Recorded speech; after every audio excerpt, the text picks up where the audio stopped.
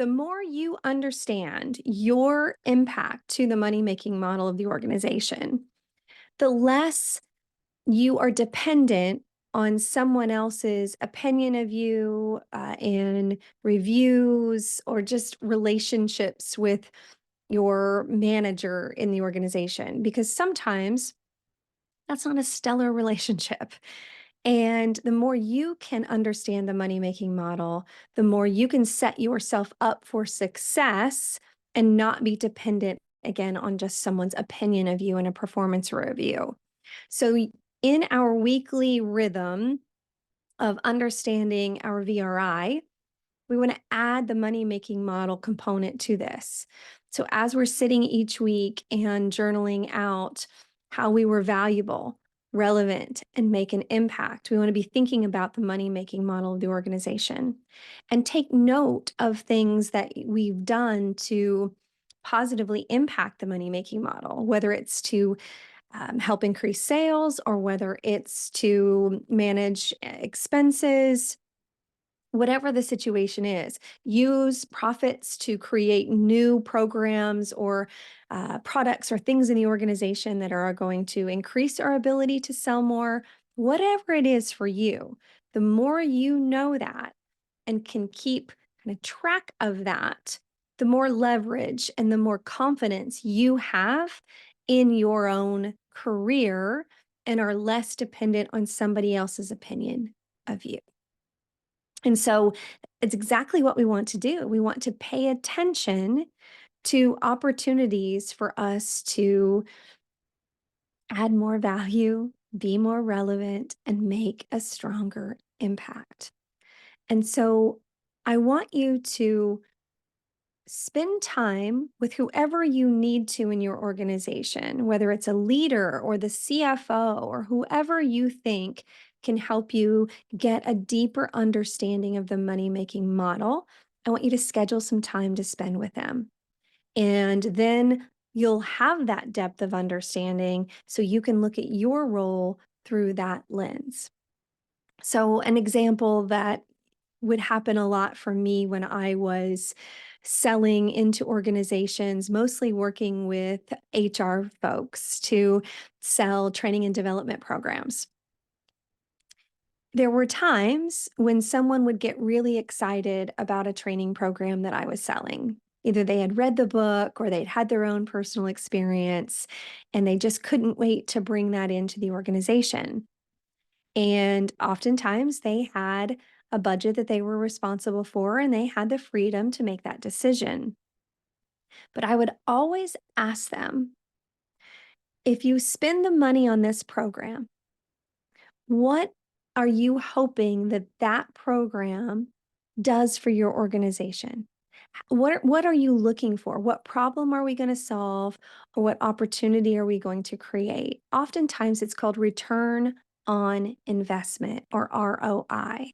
So I would say, great, if we're going to spend $30,000 bringing this training program into your organization, what kind of return are you anticipating you'll get for that investment?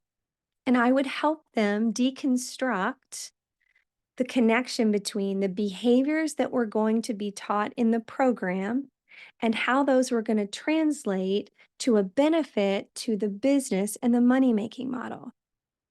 And if I couldn't see a strong correlation between those behaviors and the business impact, even though I was a commission salesperson, I would say to them, I'm not sure this is the best use of your dollars. Because when you really understand the money-making model, I knew that my reputation and helping them make their business better depended on me being able to give that kind of good, sound business advice. Because in the case of a training program, it's not just the cost of the training, it's the amount of time that those employees are going to be in the training class. Because if they're in the training class, they're not doing the job that they're hired for. So there's a loss of time that needs to be accounted for. So there need to be a considerable upside for taking the time out of their day and investing in that program.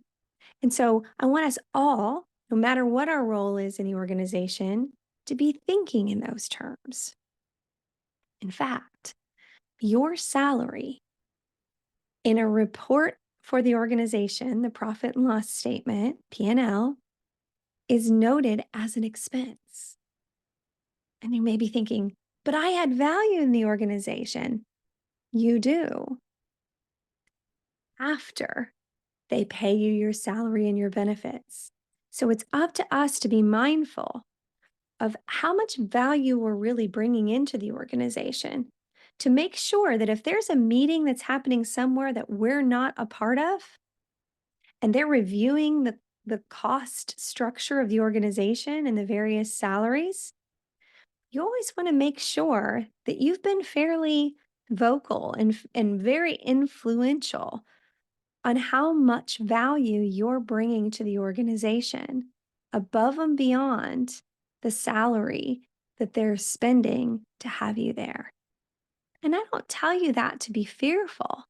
I tell you that to build your confidence and to build your sense of intention for your role in the organization, to be asking the important questions like I did as a consultant for those HR people.